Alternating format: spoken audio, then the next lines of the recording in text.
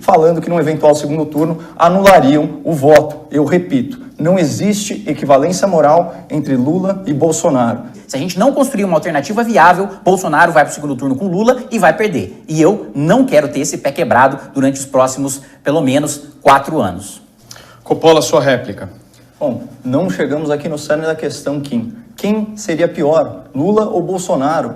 Você tem uma audiência jovem enorme, muitos deles vão votar pela primeira vez. E eles vão se deparar com isso. E é uma decisão madura, uma decisão adulta. Ainda que tudo que você falou fosse verdade, ainda que fosse, não é, ainda que fosse verdade, não chegaria aos pés do mal que seria a volta do lulopetismo para o Brasil. Você tem, se for para falar, sei lá, numa metáfora em cinema, Bolsonaro é tipo um Rambo, ele tá lá na selva, é um sobrevivente, arranja confusão com cada um que cruza o seu caminho. O Lula é o poderoso chefão, ele não move um músculo. Se ele tem problema na justiça, ele liga para a turma dele na justiça. A imprensa cuida de fazer as coisas. Na classe média, ele recorre ao PSOL. E tem um monte de gente fazendo trabalho sujo para o Lula, inclusive o MBL, que fica aqui desgastando o governo e desgastando pessoas que são da direita e que não pensam estritamente como o MBL. É assim que funciona. Alternativa, eu tenho um trio muito bom para construir essa viabilidade e sair dessa falsa dicotomia criada por Caio Coppola. Moro, Danilo Gentili e Amoedo, que são 3 nomes que têm dialogado bastante, que tem tudo para se dar bem nas próximas eleições. 35 segundos de tréplica, Coppola. Olha, Kim, você vai me desculpar, mas eu não sou criador da realidade, eu sou comentarista da realidade. A pesquisa Exame que você utilizou para corroborar aí o Danilo Gentili com 8%, pelo amor de Deus, na pesquisa espontânea o Danilo Gentili não aparece. E o João Amoedo, que você mencionou, aparece com 0,5%. E o único cenário no qual o Danilo Gentili faz 8% é num cenário hipotético surreal em que há 3 candidatos. Lula, Bolsonaro e Gentili. E ainda assim, entre todos eles, ele é o que pontua menos. Eu estou com os pés no chão e preocupado com o futuro do Brasil e eu não quero Lula acima de tudo. Queiroz pagava tanto a escola como o plano de saúde da família de Flávio Bolsonaro em dinheiro vivo. Tudo isso fez com que toda essa rachadinha, e aliás, a valorização de imóveis também é importante ressaltar, 300% de valorização de imóvel em 8 meses. Só para deixar uma linha muito clara, o único aqui entre nós, Kim, que já foi filmado numa defesa enfática do patrimônio imobiliário do presidente da República é você.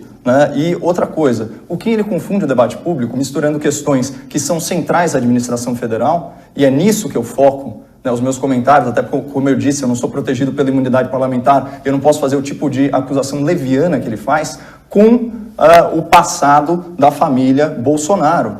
São coisas completamente distintas. Agora, sobre o desmonte institucional do combate à corrupção, Kim, e sobre o retrocesso na legislação, no arcabouço jurídico, eu mesmo já critiquei de forma incisiva cada um desses pontos, seja a nomeação do Procurador da República, ou seja a indicação do Ministro do Supremo Tribunal Federal. A diferença é que a minha crítica, ela é sensata, contextualizada e justa. Então, por exemplo, não adianta você colocar todo o peso de uma legislação no presidente que está lá sancionando, quando é o Congresso que faz essa lei.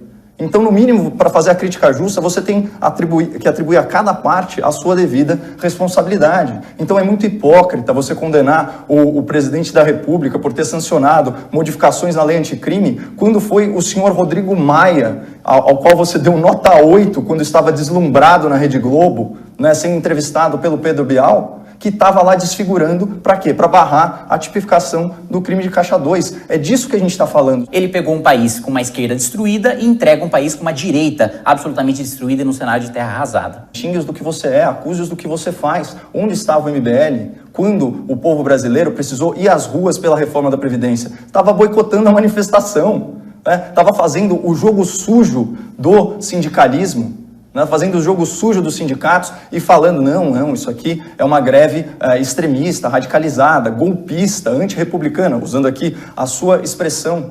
E qual é o trabalho do MBL hoje? Vocês publicaram aí pelo menos 16 vídeos no intervalo de 40 dias sobre a minha pessoa. Eu sou de esquerda ou eu sou de direita?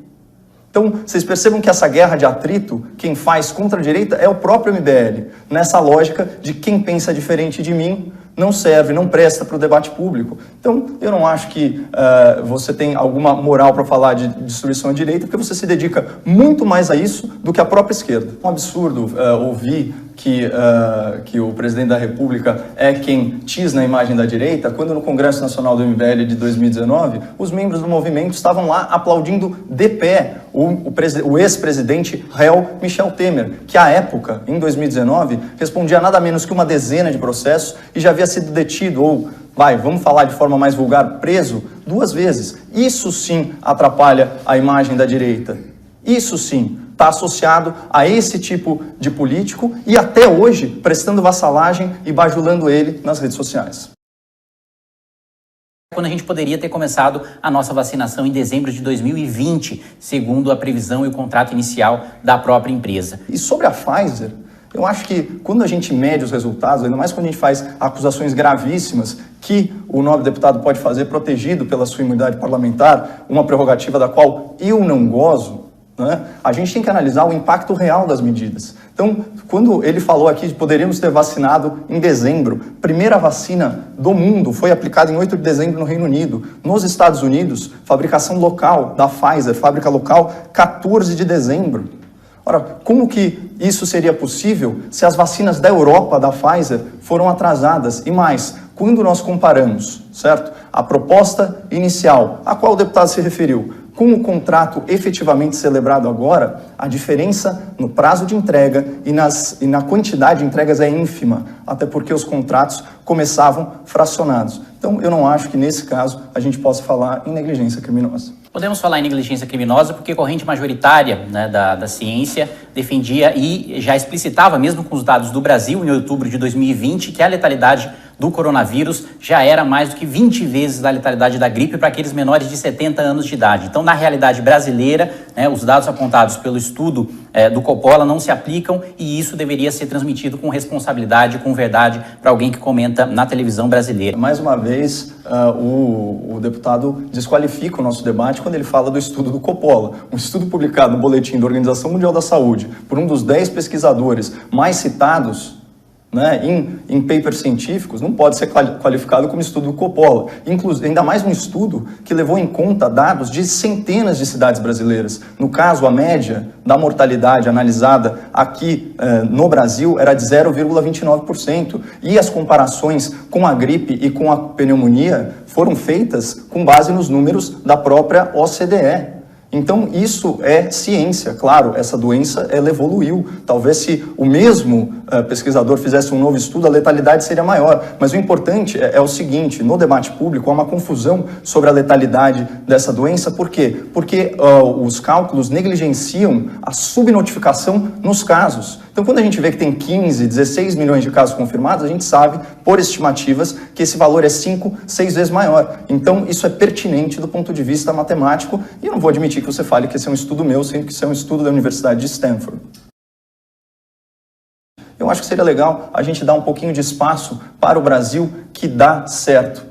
Vamos lembrar o que é o Ministério da Infraestrutura. O Ministério da Infraestrutura ele é o sucessor do Ministério dos Transportes, uma pasta que era marcada por corrupção e por loteamento político. Inclusive, foi nessa área, nesse segmento, que a Polícia Federal fez aquela investigação do inquérito dos portos, que ensejou a famosa denúncia da Procuradora-Geral da República, a doutora Raquel Dodge, contra o presidente em exercício, Michel Temer, por corrupção passiva e também por lavagem de dinheiro. Agora, vamos esquecer isso. Qual que é a realidade atual? Há um quadro técnico, um servidor de carreira à frente do Ministério da Infraestrutura, que é o ministro Tarcísio Gomes de Freitas. E o que ele fez? Ele não apenas estancou a corrupção, como ele trouxe a agenda liberal para essa pasta. Então, por exemplo, já que eu citei os portos, isso não é uma informação difundida, mas hoje no Brasil, todos os portos operam no azul. Em 2020, o Porto de Santos teve lucro recorde de mais de 200 milhões de reais. Não é? E além disso, muita coisa do governo sendo transferida para a iniciativa privada. São 70 ativos no total. Então, só de aeroportos são 34, só de terminais portuários são 26. O Brasil finalmente está diversificando o seu modal de transporte, investindo direito no quê? Em malha ferroviária. Ele não é um liberal, ele não levou uma agenda liberal para o Ministério da Infraestrutura. Ele, pelo contrário, comandou o PAC 2 da Dilma, 1 trilhão 500 bilhões de reais. Ele está aí. Quem trouxe, aliás, Tarcísio pelo governo foi a presidente Dilma Rousseff para comandar o DENIT, e ele comandou a maior parte das pavimentações das rodovias no seu governo, e depois continuou, depois no governo Michel Temer, e foi elevado ao posto de ministro no governo Bolsonaro. É lamentável ver o Kim nessa necessidade patológica de criticar o governo, não reconhecer bons resultados e julgar as pessoas pelo seu passado. Se a mesma lógica fosse aplicada a ele, a gente poderia falar que ele é um militante bolsonarista. Como falar que esse ministro não tem inspiração liberal se nós estamos falando agora no segundo semestre da privatização,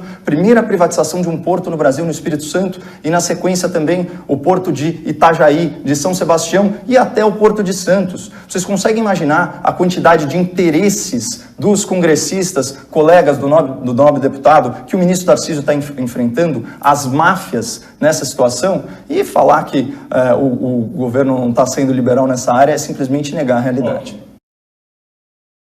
O mercado de trabalho brasileiro mostrou muita resiliência. Em 2020, ano da pandemia, ainda assim foram 142 mil novos empregos de carteira assinada gerados. Quando a gente traz agora para esse ano, no acumulado até abril, a gente está falando de 957 mil empregos de carteira assinada gerados. Pessoal, isso é muita coisa, né? E a gente tem que olhar com uma atenção especial para esse número, porque o emprego de carteira assinada, ou emprego CLT, né, ele é a forma mais burocrática e mais onerosa de fazer uma contratação. Então, ele envolve um processo de decisão por parte do empregador que precisa ser levado em conta. Então, ele demora para voltar nos casos de crise. A gente teve o exemplo, por exemplo, da crise da presidente Dilma Rousseff, em 2015 e 2016, foram extintos 2.800.000 empregos CLT. Né? E a retomada foi muito mais lenta do que o que está acontecendo agora, e isso associado a outros números macroeconômicos pinta um cenário muito menos pessimista do que o que a gente está acostumado a ver. Bom, quem está vivendo a realidade do dia a dia sabe muito bem que não precisa ser pessimista para você ver a realidade trágica como ela está hoje para a nossa situação econômica. Bom, ontem ou anteontem, se não me engano, a Bolsa de Valores bateu seu recorde histórico. Isso é um mercado que não tem ideologia precificando os ativos brasileiros. Investindo no Brasil, em última análise, o volume de crédito superior a 4 trilhões e 500 bilhões de reais também é recorde. Arrecadação recorde de impostos. Ora, isso sinaliza a retomada da economia.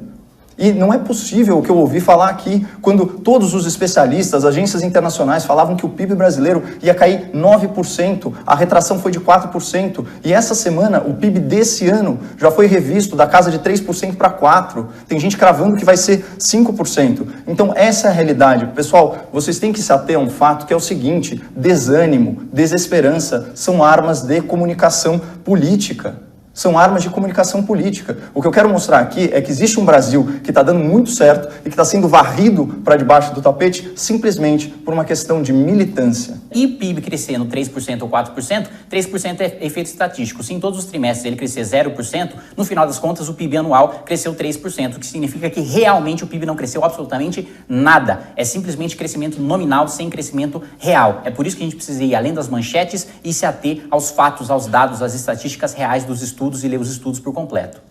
Caio Coppola, sua tréplica, 35 segundos. Até então aos fatos reais, né? A gente está falando o quê? De 1 milhão de empregos com carteira assinada durante a pandemia que o Kim varre para debaixo do tapete, sem falar na contenção de danos. Né? Porque, por meio da MP 936, do secretário especial da Previdência do Trabalho, o programa BEM, de manutenção do emprego e da renda, né, contemplou mais de 20 milhões de acordos de trabalho. Tem muita gente que está assistindo agora, que está nos assistindo agora, que foi beneficiado por essa flexibilização. Né? A gente está falando o quê? De mais de 1 milhão e 400 mil CNPJs beneficiados, de mais de 9 milhões e 800 mil CPFs beneficiados. Então, trocando em miúdos, 10 milhões de empregos